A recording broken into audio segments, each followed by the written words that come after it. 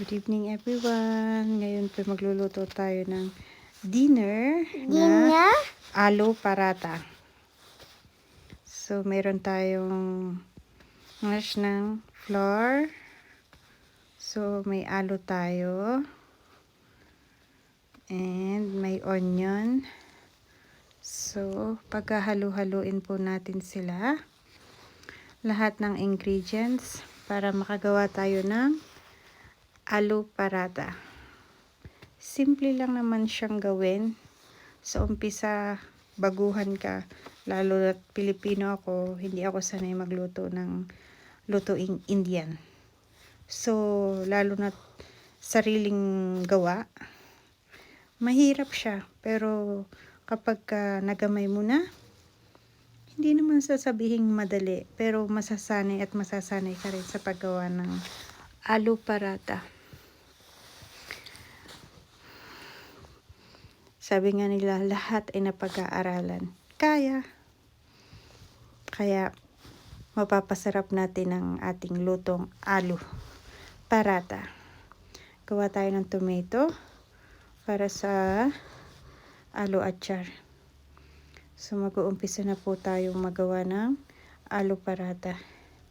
Maguhol man na tayo kung paano tayo gumawa. Hindi siya circle. Sabi ko nga lagi pag gagawa, papunta pa laging Pilipinas yung aking gawang aloo paratha kahit na roti. Kasi hindi siya circle.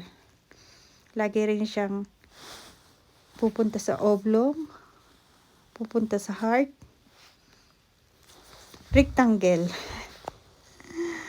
triangle. Ganun ang gawa ko. Bihira lang ako makagawa ng perfect na circle na aloo paratha.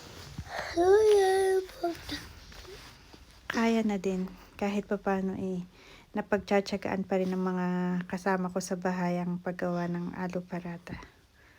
Kaya na rin. Masarap.